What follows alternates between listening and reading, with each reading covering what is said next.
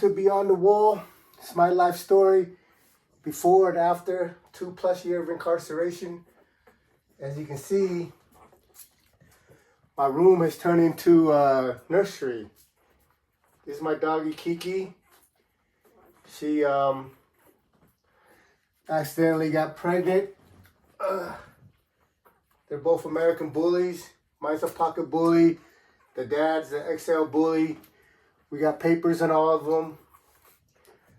So I haven't been able to come up here and do any stories and videos because I've been on 2-hour shifts feeding the puppies. The puppies are 9 days old right now.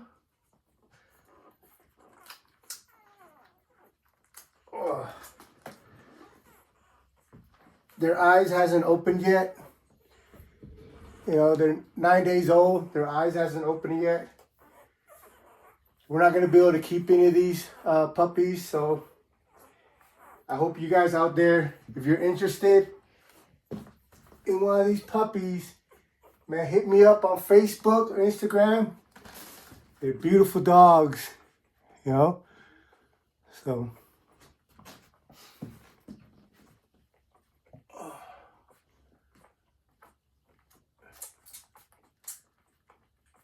you know, life is challenging, but I enjoy it. You know, I live a simple life out here from the chaos that I used to be in. You know, as you guys know, I spent 24 years incarcerated in some of the most violent prisons throughout America. I was in federal prison. And you know, in there, the only thing you gotta worry about is not get killed, right? But out here, you gotta get up every morning, you got responsibilities, you got things to do, and it seems like every time you think you got your life kinda organized, you know, going a little bit smooth, you know, God throws you a curveball. But I believe, you know, nothing happens in your life that is too much for you to handle. You just gotta persevere and, you know, really just roll with the punches. And that's what we're doing here. This was not a planned pregnancy, but you know, I've always enjoyed animals. I've shared a story about when I was in Beaumont, I had a little sparrow that I rescued. Her name was Betty. But also when I was in Atwater, around maybe 2012, maybe 2013, I ended up having an opportunity to have another sparrow. How that came about was, you know, you have the spices that work on the compound. They go and clean up the compound, but every spring, the COs would tell them to go and clear out all the bird nests. So meaning, you know, whatever eggs are in there, whatever babies are in there, they just clear them out and throw them in the trash. Basically just kill the birds, right? So one day I come in and this is after 4 o'clock count, after we clear count. My buddy Fam, he lived upstairs. He comes down to our table where we're watching TV at, and he has this little, little single serving cereal bowl with a towel over it. And I'm sitting there watching TV, and I hear, you know, a little chirping. So of course, I'm curious. I lift up the towel, and there's a baby bird in there, right? And he's got a scar, and she's got a scar on her face, like she was attacked, and somebody took out one of her eyes. So she only had one eye. Well, while we're sitting at the table, I'm continuously lifting up the towel and, introducing myself to the bird, playing with it or whatever. But fam gets mad. He's like, don't do that. I said, for what?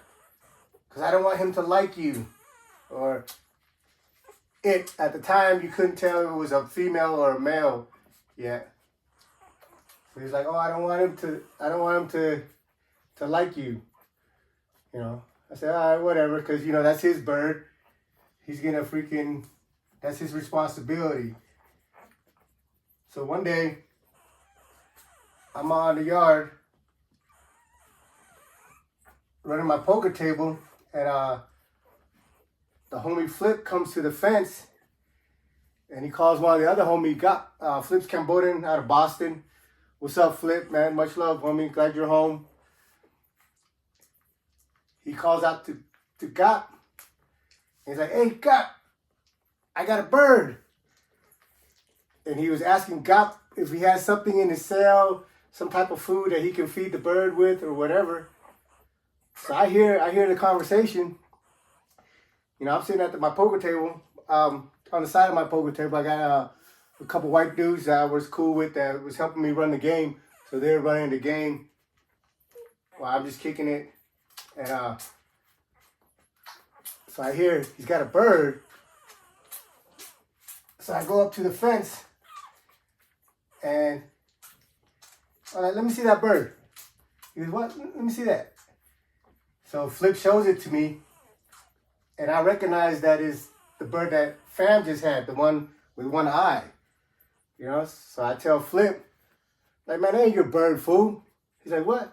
Man, that's my bird. He's like, nah, Fam just gave it to me. I was like, nah, that's my bird. What we talking about? I said, man, you guys ain't gonna take care of that shit. Give that shit to me.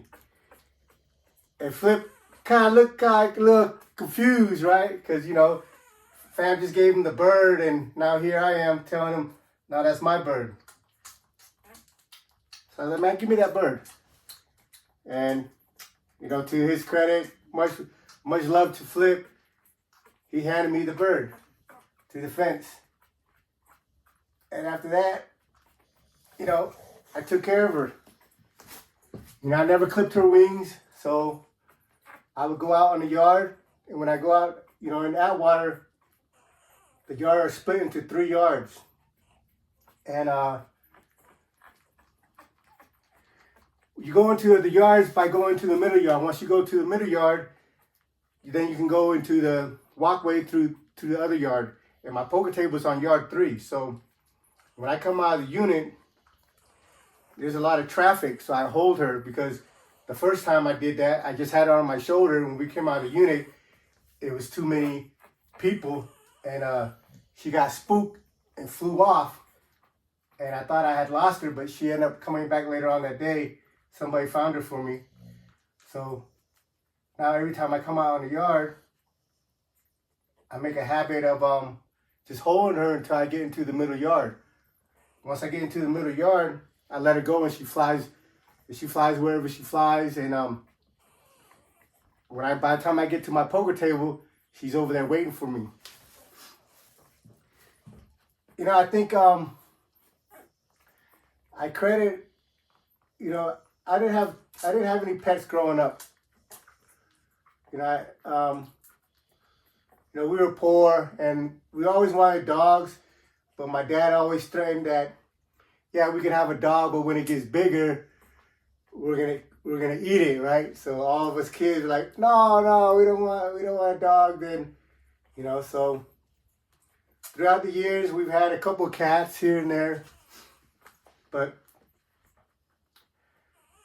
having the experience of being able to have Betty and Penny in my life during those times, I think really did a lot for my psyche.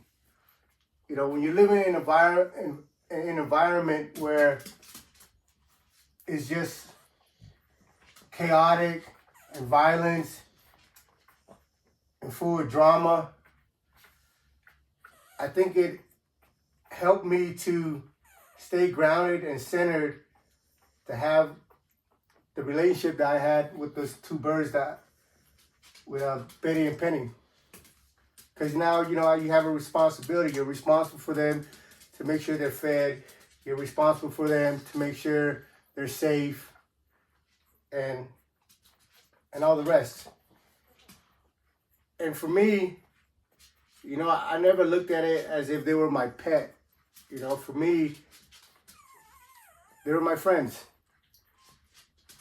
And I know us humans, we don't give a lot of credit to animals as far as like their level of intelligence. But,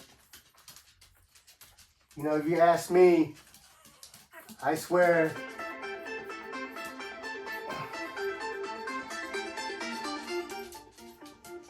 if you ask me, I swear that my birds understood me. I got to the point where I can recognize their facial expression when they're sad or when they're aggravated about something. And it was just a very humbling and cool experience. When we were locked down in Beaumont, when I had Betty, every morning, early in the morning, I'm sleeping, she would fly down to my bunk, because I had her up on kind of by the clothes hanger, the hooks. So she would fly down and peck my hand to wake me up, to tell me that she's hungry, and they would fly on top of the locker where I had the breads. And I'd brush her off because I'm still sleeping, because we're locked down and I'm still trying to catch my sleep. Then a few minutes later, I feel her again. She's coming down, pecking my hand again, letting me know that she's hungry. And then again, I'd be like, hey man, I'm still sleeping, and I would brush her off. And then maybe the third or fourth time, she would hop on my face and peck my eye. I'm like, oh shit. And they're like, all right. And she pecked my eye, fly over to the locker and start tugging at her bread bag. Like, like for me, it was just really cool to have that experience, to be involved and to be a part of their lives, and to do my part to give them, whatever short life I could give them. Both of them end up, dying because I accidentally sat on Betty when we were out in the yard playing chess. And then Penny, when we come in off the yard, I take her out there with me and we would watch TV on at our table. But if a fly comes into the unit or whatever and she sees, she gets distracted and she'll fly off to chase the fly. And one time she did that, and there was this black dude, he was a vice lord. Yeah, she flew by him chasing this fly, and he got all scared like it was a freaking hawk or an eagle or something, fell off the chair and spilled his coffee. So he was kind of upset about that, and he kind of mumbled something under his breath. I went over there and picked up Penny, and he was like, man, you need to keep that bird in check. You need to watch that shit. Next time it comes over, I'm gonna smash it. Something to that effect, right? So I take Penny back into the room. I put her up in the room. And, for me, I protect what's mine. Whether that's my homie, whether that's my family, or whether it's my bird. So I was watching this dude, as a vice lord dude. He goes into the laundry room and does whatever he does. And when he comes back in the laundry room, there's a mop closet next to the laundry room. So when he goes into the laundry room, I sit there and I'm waiting for him to come out of the laundry room, because in the laundry room there's other people in there. And for me, when I approach somebody, I like it to be on a one-on-one level. You know, that way no one's involved in our conversation, and the people that I'm checking or whatever don't feel like they have to save face by doing something that they might otherwise not have the heart to do. You know, because when you punk somebody in front of people, they're gonna feel some type of way because of how it looks. So they might want to buck because people are watching. But if you got somebody in a room by themselves, you know, it's a different story because the conversation is just between you two. And also they respect the fact that you kept it private. So when he walks by the mop bucket, I'm standing in there, so I force him to come to me, and I kind of nudge him in the doorway of the mop bucket. And very quietly, I approached him, and I'm like, "Hey, what's up, homie?" I said, "What's up?" I said, "What was that shit you were saying about my bird earlier?" So I said, "Check this out, man. That's my friend. So, one, it's a little tiny thing. The sparrow is about this big. Even at its worst, say it had rabies or something and wanted to attack you, there's nothing it can do to you. A swat of a hand, the bird is defenseless, you know?" So, you know, I explained to him, "Hey, you know, if you do something to that bird, you feel some type of way, I'm going to sue you."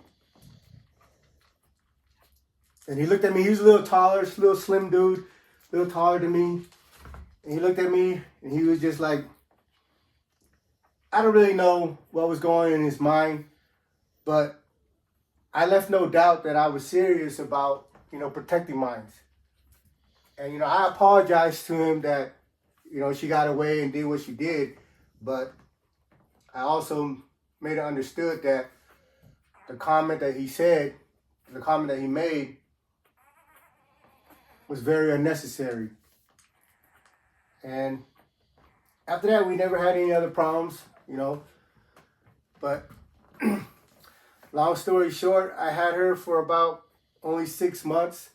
You know, I'd go out to the yard, take her out to the yard. We go hunting for crickets and butterflies. You know, when she sees one, she'll fly off one. When I see a cricket landing, I'll go and, you know, because the crickets, they blend in with the dirt and the grass. So when I see them landing in some area, I'll walk over there and try to spook them so they'll fly up. And when they fly up, my bird will come off my shoulder and snatch it. It was pretty cool. And again, like for me, I'm very grateful for that experience because it helped me keep my sanity in the environment that I was in. And they became my friends. And wherever they are, I believe I don't believe that we're the only one with souls. You know, these creatures here, they're conscious. They feel things, they're happy, they're sad, they're emotional. Look, he got poop on his face. And